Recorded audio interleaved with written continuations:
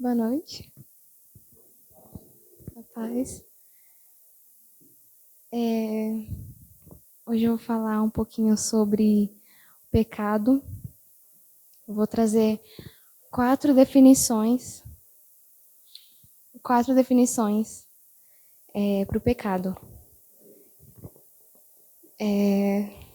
O pecado como um conceito religioso, o pecado como uma descrença e o egocentrismo, o pecado como o desejo corrompido e como uma perversão da vontade.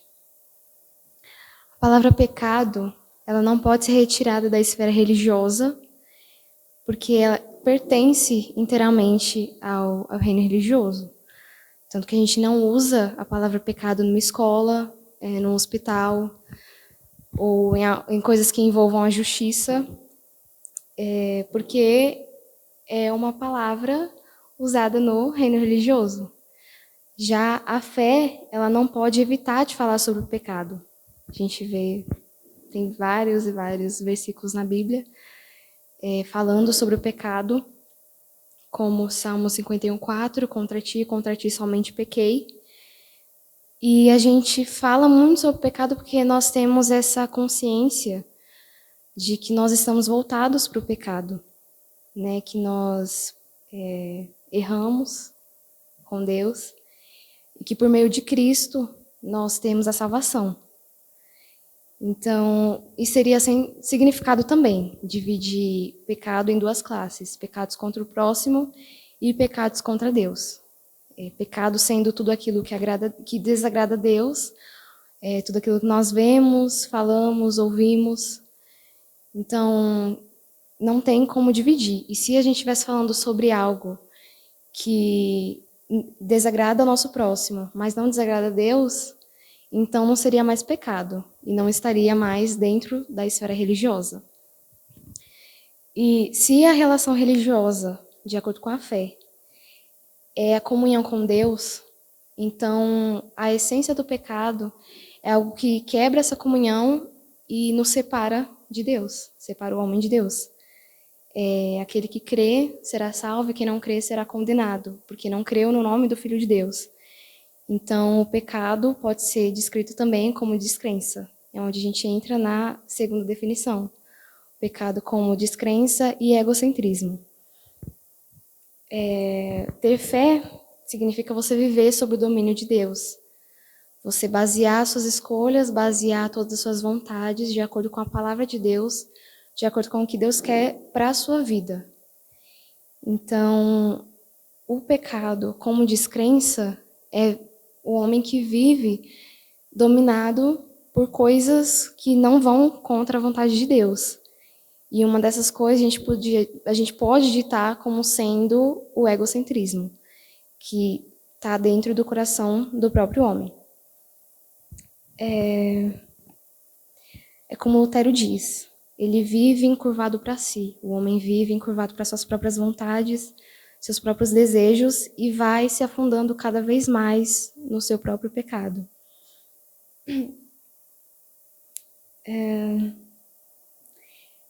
E quando a gente imagina uma pessoa que pratica o egocentrismo, desculpa, eu não expliquei o egocentrismo. O egocentrismo é uma pessoa que se coloca no centro das coisas. Ela se coloca como a primeira coisa na sua vida, a sua prioridade é ela mesma. Então, eu acho que é bem ligado com o narcisismo, onde a pessoa é voltada muito para si. E quando a gente imagina alguém que pratica o egocentrismo, a gente imagina uma pessoa egoísta, rude, talvez, uma pessoa que está voltada só para as coisas do mundo, para satisfazer suas próprias vontades. Mas o egocentrismo também pode estar presente de uma forma muito sutil, onde a pessoa procura Deus, mas para suprir suas próprias vontades. Onde ela procura a Deus como um servo dos seus próprios desejos. E o pecado se revela, então, no não reconhecimento de Deus como sendo tremendo e soberano. E sim no desejo de suprir suas próprias vontades. Tem até uma ilustração que eu li no livro, onde o justo morre e ao chegar no céu ele encontra com Deus, ele fica muito feliz, tem todo aquele choro de felicidade, mas ele escuta um ruído horrível vindo de uma sala com a porta fechada. E ele pergunta para Deus o que tinha naquela sala. E aí Deus fala que aquela sala é o inferno. Ele pergunta o que tanto aquelas pessoas gritavam dentro da sala, que era tão horrível daquele jeito. Deus então leva ele para a frente da sala e abre a porta. E as pessoas gritavam incessantemente, eu e eu. Onde o mundo, hoje, as pessoas se afogam dentro do seu próprio ego. As pessoas também falam, o pastor já falou aqui, as pessoas falam muito que você tem que se amar, você tem que se colocar em primeiro lugar, tem que começar a se priorizar. Mas é engraçado que as pessoas se amam de uma forma egoísta. Mas, ao mesmo tempo, não têm amor suficiente pela sua própria alma a ponto de se preocupar com para onde ela vai depois que ela morrer. E era suposto que a procura a Deus era o oposto do egocentrismo pecaminoso. Mas se essa procura está no interesse de fazer ele servir o seu próprio ego, então ali está o pecado em sua mais sublimada e enganosa forma, onde até o diabo pode usar isso contra a pessoa, onde ela pode procurar a Deus com o seu ego, e o diabo, percebendo isso, pode acabar fazendo ela se enganar o restante da sua vida, onde ela pede um carro, ela ganha um carro. Ela pede coisas fúteis da vida, ela ganha essas coisas. Mas não é Deus que dá. E ela vai se enganando cada vez mais.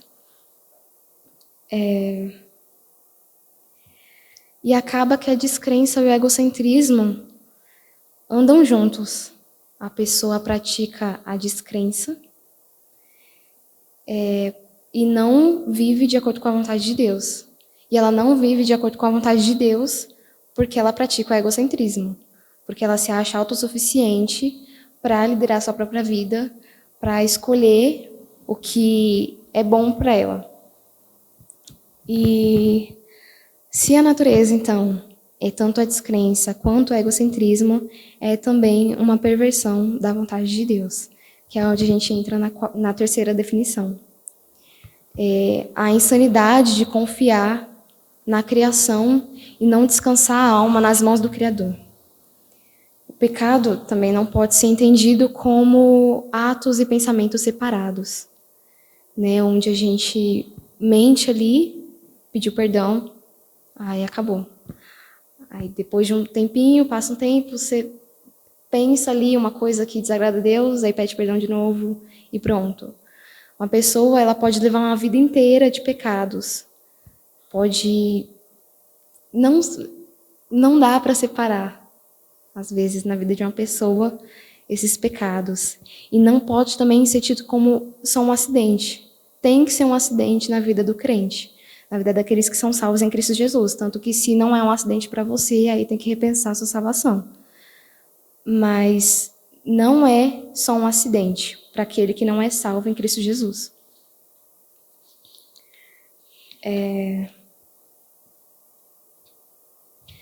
Podemos olhar o pecado também como um desejo corrompido, que é a quarta definição. E faz muito sentido porque o desejo é o pulsar da vida, né? Nossa vida é movida pelo desejo, trabalhar para comprar um carro, ou trabalhar para comprar uma roupa, e comprar essa roupa porque você quer ficar mais bonito para as outras pessoas ou para si mesmo. Então, vai sendo coisas movidas pelo desejo do ser humano. Vai desde uma preferência para um alimento até comprar um carro. E o desejo não é algo em si ruim, o desejo é algo bom. que nos foi dado por Deus. O desejo pode nos levar a contemplar a glória de Deus. Você desejar vir para a igreja, desejar escutar mais da palavra de Deus, ter sede e fome de Deus, são coisas boas. Mas o desejo, a partir do momento que entrou o pecado no mundo, entrou também o desejo corrompido, onde a prática dele, da forma errada, cega as pessoas. E elas acabam se tornando adoradores ambulantes do seu próprio eu, que remete ao egocentrismo. E à medida que o desejo corrompido vai sendo presente na vida das pessoas, vai se desfazendo toda a possibilidade de amar.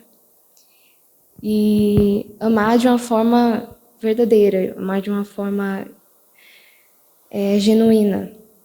Porque amar, que é necessário, para amar é necessário você andar com Deus, porque Deus é amor. E a espessura do pecado é fina, não precisa de muito esforço para acessá-lo. Por isso é preciso tomar tanto cuidado, por isso tem essa luta incessante dentro da nossa alma, né? Entre os desejos da carne e os desejos do espírito. Paulo fala do desejo corrompido como as obras da carne. Em Gálatas 5:17, a gente pode perceber isso.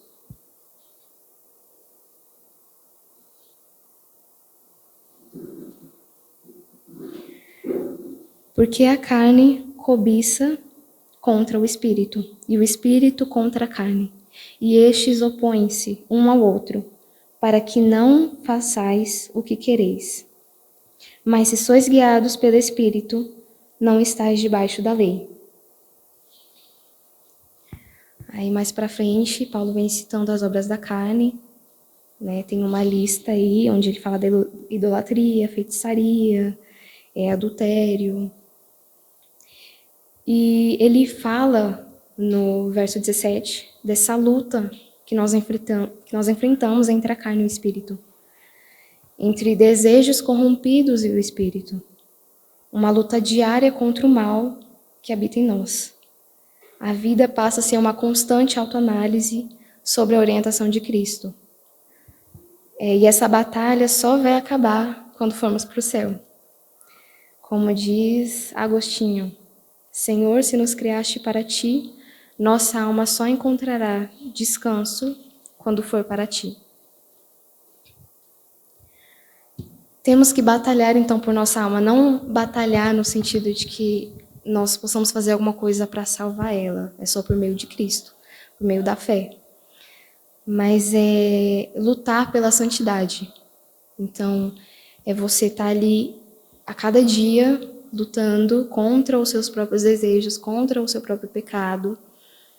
E quanto mais santo o homem é, mais consciente é dessa batalha, desse combate. Então é uma luta incessante que só vai acabar quando a gente for para o céu. Esse desejo corrompido não se dá por satisfeito, sempre quer mais e mais.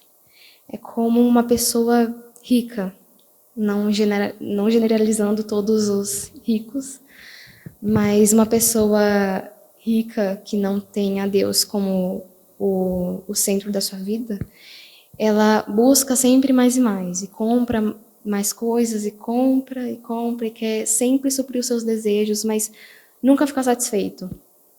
Mas isso porque ele busca preencher um vazio no coração que só pode ser preenchido com Cristo. Então, esse desejo corrompido, ele trabalha do mesmo jeito dentro do ser humano, onde a pessoa vai em decadência, cada vez mais e mais. E Tiago explica essa trilha percorrida pelo desejo corrompido. Ele fala, a tentação vem de nossos próprios desejos, que nos seduzem e nos arrastam. Esses desejos dão luz ao pecado, e quando o pecado se desenvolve plenamente, gera a morte. A tentação é o primeiro passo que leva à morte. Até Jesus foi tentado. E claro, não como nós, ele não se deixou levar pelas tentações. Nós devemos lutar para ser como Cristo. lutar para ser reflexo de Cristo na Terra, né? Não deixar o pecado nos levar e resistir todos os dias, que é uma batalha diária.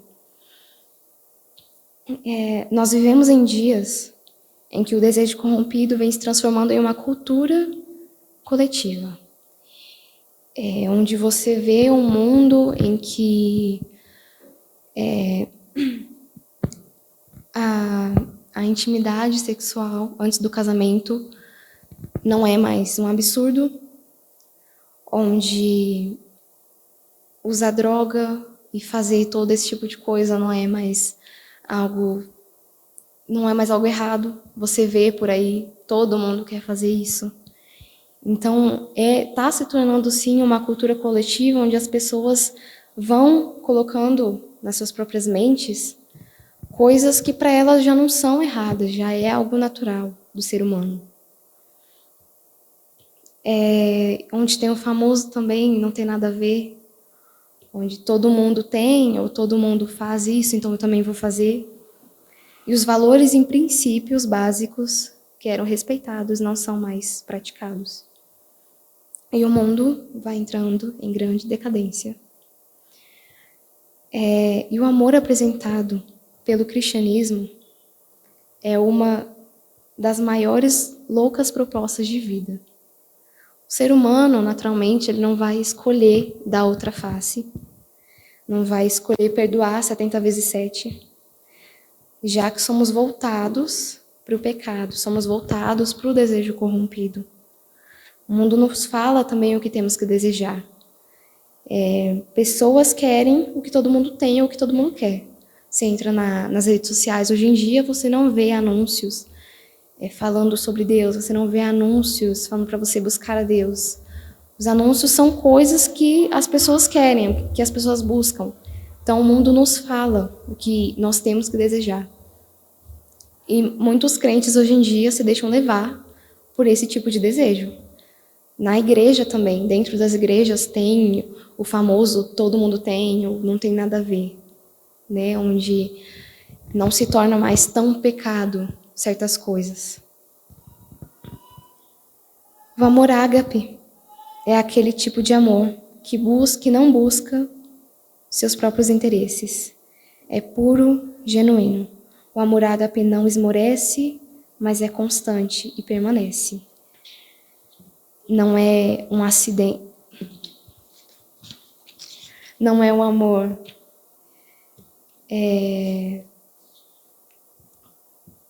que não é o tipo de amor saciável, é um amor invencível, capaz de amar até o mais indigno dos homens. E o desejo corrompido se rende a esse amor, o amor de Deus, o amor perfeito. Pois onde o pecado abundou, a graça superabundou. Então a única força capaz de vencer o desejo corrompido é o amor eterno de Deus, expresso em Jesus Cristo. E não só o desejo corrompido, mas todo tipo de pecado que habita no homem. É interessante a forma que Paulo enxergava o pecado. Ele se via como alguém irrepreensível perante a lei.